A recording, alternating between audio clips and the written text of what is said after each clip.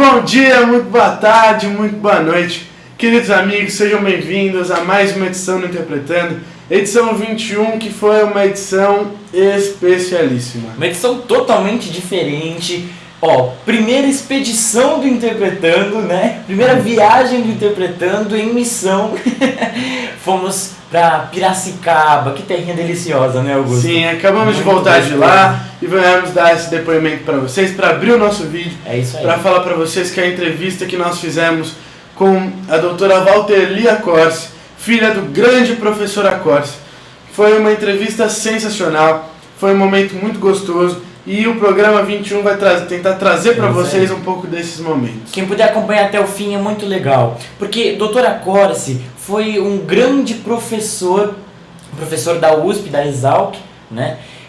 Estudioso da fitoterapia. A doutora Valterli vai explicar um pouquinho sobre o que é a fitoterapia. Foi um grande espírita, muito influente no movimento espírita. Enfim, foi uma personalidade incrível que eu acho que todo mundo tem que conhecer, né? Professor Accorsi é um daqueles espíritos que vem à Terra com a missão de semear o amor, semear o conhecimento e trazer realmente essa esfera divina para a Terra. A proposta do Interpretando, que nos foi lindamente sugerida, acompanhada, gerenciada, apadrinhada pelo nosso querido amigo Dr. Marcelo, que está com a gente nesse vídeo, é de resgatar essas histórias do Espiritismo, essas grandes personagens, esses espíritos que vieram à Terra, trazer essa mensagem de amor e todos os seus conhecimentos. Professor Accorsi está inaugurando essa nossa série de vídeos. Na verdade, Dr. Marcelo, Miguel Formiga já são entrevistas maravilhosas de personalidades incríveis que a gente trouxe, mas agora nós vamos buscar essas outras personagens. E Dr. Accorsi, na linha do tempo, ele foi alguém que já nasceu com um dom maravilhoso. Sempre teve a vontade de estudar agronomia, nasceu em Taquaritinga, mesma cidade do Dr. Marcelo. Nada de coincidência aí. Veio para São Paulo com 15 anos para estudar e entrar na universidade. Entrou, na época ainda não existia a USP, quando ele entrou na universidade, era a Escola Superior de Agronomia, de Agricultura Luiz de Queiroz. Mas quando ele se formou, a USP já, quando estava nascendo, o diploma dele é assinado pela Universidade de São Paulo. Que é Exalc, como nós conhecemos o campus da USP de Piracicaba, né? E ele foi um dos alunos de lá, estudou agronomia, mas já no seu curso, estudando as plantas, ele encontrou a sua paixão pelas plantas medicinais, pelos efeitos que elas promovem, e logo se viu envolvido a fitoterapia, fazendo remédios, mexendo com farmacologia, com a pesquisa dessas plantas. A gente fala mais sobre isso no vídeo, então eu peço para vocês assistirem, mas para vocês terem um panorama geral de quem foi esse terapeuta e quem foi esse espírita. Vamos conhecer, vamos? Isso aí, roda a entrevista. Valeu, pessoal. Muito bom dia, queridos amigos. Sejam bem-vindos a essa manhã tão gostosa aqui em Piracicaba. Sejam bem-vindos à casa do Dr. Accorsi, esse ambiente maravilhoso. Mais um programa Interpretando no ar, então... Roda a vinheta. Vamos lá.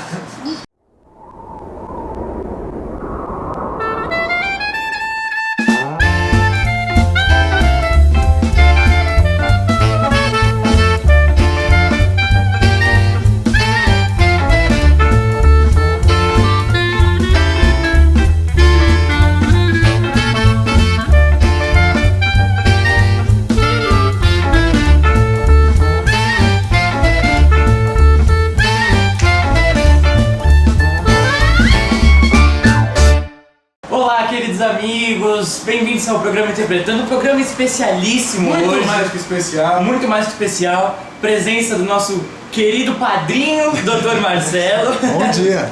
Já é de casa, Dr. Marcelo. Totalmente de casa. Graças a Deus. E temos o orgulho hoje de receber a nossa querida Valterli. Na verdade, ela nos recebeu hoje. Nós nos recebemos. É isso aí. E eu quero entrar para tudo isso agora. Isso mesmo. É isso aí. Agora a gente não se desgruda mais, certo? De jeito nenhum. A A gente tem uma tradição no Interpretando que sempre quando vem um convidado, ele não grava um vídeo só. O Dr. Marcelo tá no segundo, o nosso querido amigo meu Formiga também já fez 2. Nós esperamos que esse seja o primeiro de muitos outros que Nossa, virão. que prazer e que orgulho poder falar de coisas que a gente gosta e que são pertinentes a vocês também. Bom, Walter, primeiro de tudo, Uau! você pode explicar um pouquinho pra gente o que é a fitoterapia? Nossa, com tranquilidade, eu nasci dentro dela. Que bom, que gostoso. E estou dando continuidade. Na verdade, o nosso povo tinha um conhecimento fantástico, porque antigamente não existia química, só existia planta. Né? Desde que o mundo é mundo, o professor Lacoste costumava iniciar assim: se não fosse o mundo vegetal, não existiria o animal. Então, se ele nos dá o alimento, ele nos dá o medicamento também. Fitoterapia é o uso das plantas com finalidade terapêutica no seu uso integral. O uso integral das plantas quer dizer o seguinte: eu pego uma folha que tem um efeito terapêutico, faço um infuso, tomo esse infuso, ele tem uma propriedade terapêutica, eu me sinto bem, eu me sinto melhor. Seria um mecanismo de ação similar ao mecanismo de ação da alopatia e um pouquinho da nutrição, da digestão, porque eles separam assim: valor nutricional até 4% dos ativos. Acima de 4% dos ativos seria, então, o metabolismo secundário, que seriam os princípios ativos fazendo efeito terapêutico. E o maior exemplo disso seria o tomate. Você come tomate todos os dias e tem um valor nutricional do licopeno. Aí isso não foi o bastante para a sua saúde, então você vai tomar um fitoterápico, um licopeno extraído de uma tintura mãe do tomate. E por aí vai, até que se a necessidade for muito grande e maior, aí a indústria química produz o licopeno e é usado pelos médicos. Então, fitoterapia é mais uma ferramenta para a saúde na mão dos médicos. E por essa visão de que nós todos que somos crentes, né, e acreditamos muito na bondade de nosso Pai, então é possível acreditar que Deus, com toda a sua bondade, privaria os homens de ter todos os recursos para o alívio de suas dores na própria natureza? O que você acha? Perto de razão, pertíssimo de razão. Só que tem um detalhe: nós não fomos feitos à imagem e semelhança, porém puros, com um conhecimento a ser desenvolvido. Aí vai de novo o professor Lacoste que diria que como é que Deus pode falar aos homens? Como ele foi criador do universo, ele sabe entender todos eles, a sua criação deste planeta Terra e do resto do universo galáctico sem fronteiras. São palavras do Walter Lacoste.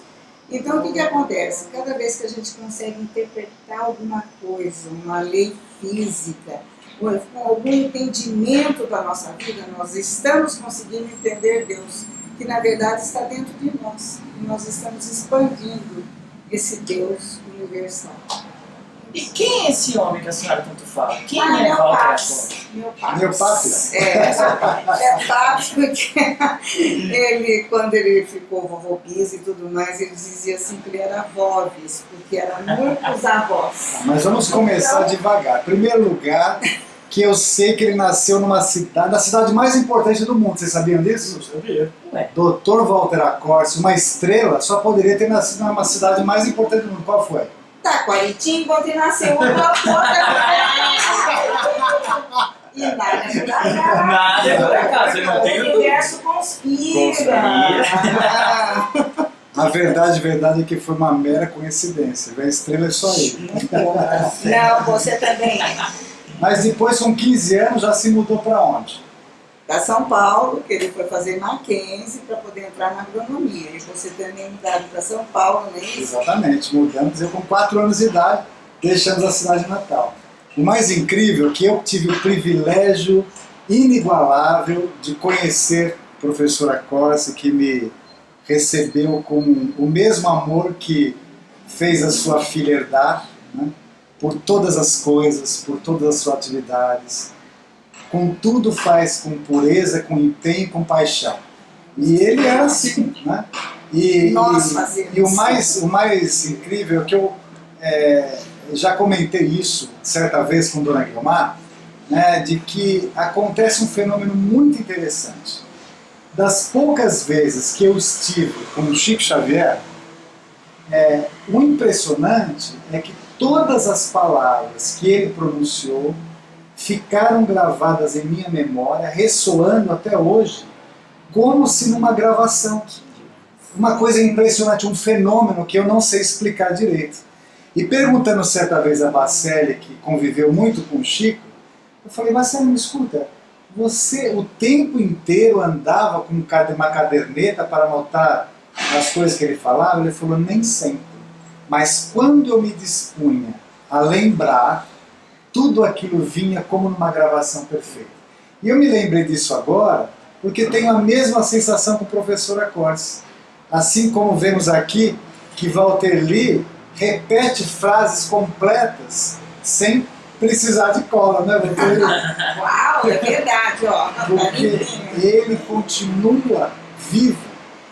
Os grandes espíritos que vêm à Terra na intenção e na possibilidade de fazer com que tudo à sua volta evolua, têm essa capacidade, na minha interpretação, de fazer com que suas palavras, que são eivadas de pureza e de luz, fiquem para sempre, mesmo com o descuido dos seres humanos em anotar as preciosidades faladas por esses seres.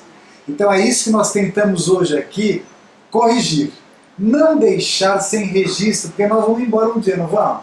Vamos antes da turminha aqui, não é, Walter Lee? Não.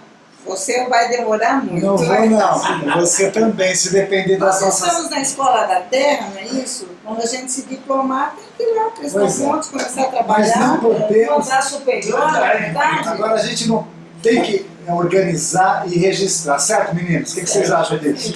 Estamos fazendo isso hoje, né? É o que estamos procurando fazer hoje. Vamos fazer muito bem. Então deixa eu contar uma coisinha alegre do Chico. A gente foi várias vezes também visitar Chico Xavier.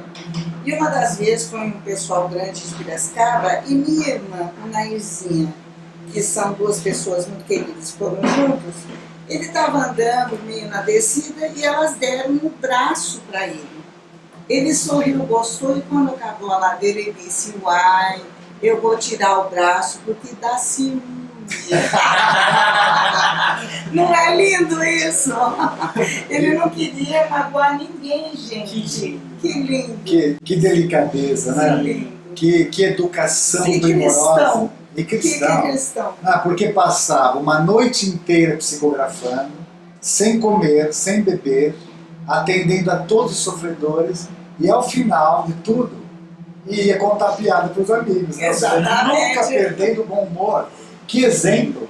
Assim, eu também nunca vi professor Acorce mal-humorado, pelo menos comigo, nunca vi.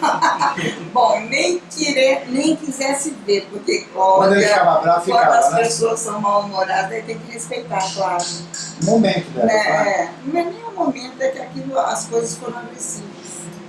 Né? Mas voltando à história do professor, né? eu me lembro de ele me contando certa vez de quando conheceu a Mames. Também são várias mães, então é Mames. Então foi assim, chegou, era do Prato Piracicaba. Ele já chegou em Piracicaba. Piracicaba. Ficou numa pensão, não foi isso? Isso, exatamente. Se eu não estou me esquecendo. É essa mesma história. 3 dias depois conheceu quem? Judite, claro. Dona Judite. E depois de 5 anos já estavam casados. Só que aí, não está aí a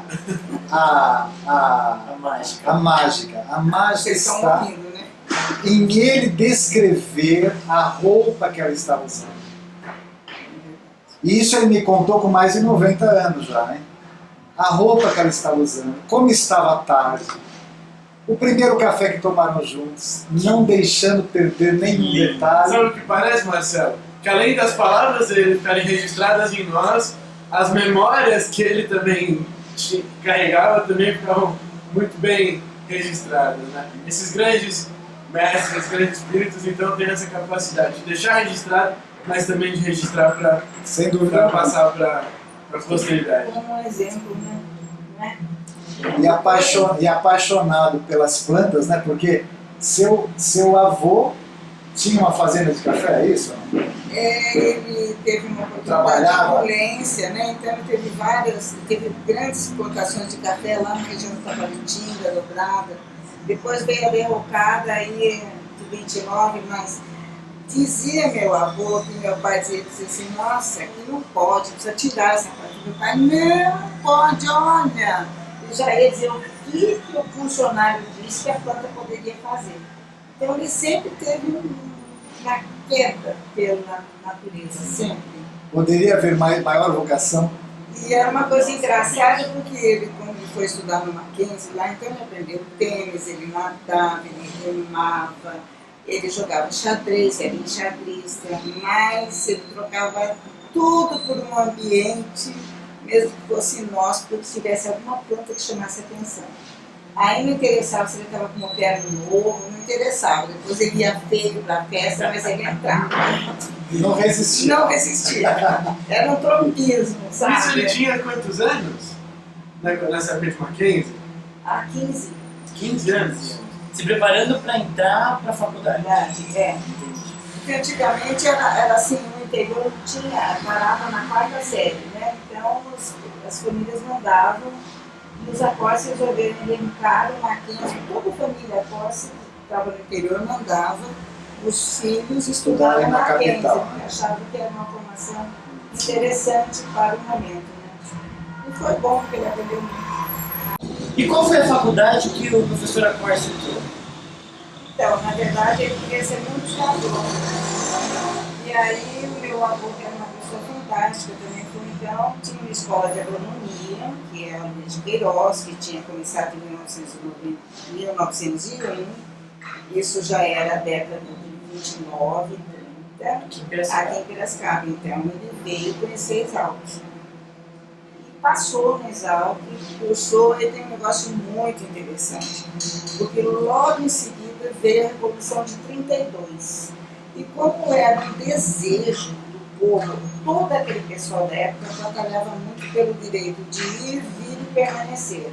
Isso era sagrado. E tinha ficado em stand-by. A Constituição não tinha nada e havia uma certa pressão, então São Paulo se levantou. E todo São Paulo, a Exalc teria se engajado. Então tem duas coisas interessantes. Eles nunca tinham pego em armas. Então eles foram inteirinhos, os batalhões foram inteirinhos, aprenderam a mexer em armas. E tinham, assim, eles eram muito criativos. Então tinha o Teixeira Mendes, que era muito brincalhão, fazia barulho com lata.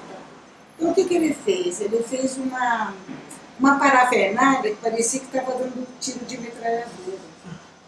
E levou, e o pessoal do lado de lá achava que era metralhadora mesmo, nas latinhas dele.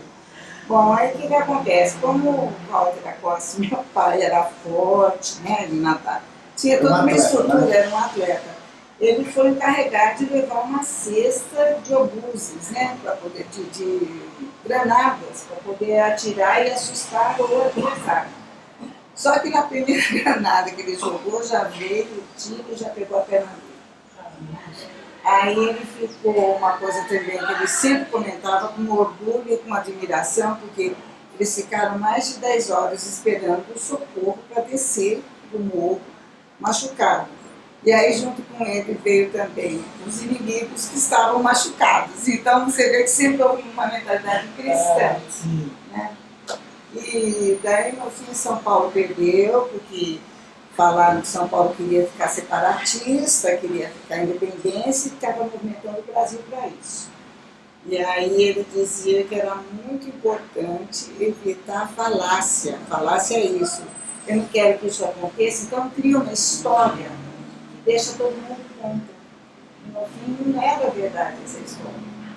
E aí depois São Paulo conseguiu, o Brasil ficou independente, criaram-se a Constituição e tudo acabou bem.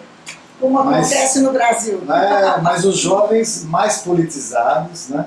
E muito mais nacionalistas que hoje em dia, né? Ah, sim, isso é verdade. Eles assim, houve muitos jovens, inclusive da Exalc, que faleceram na Revolução de 32.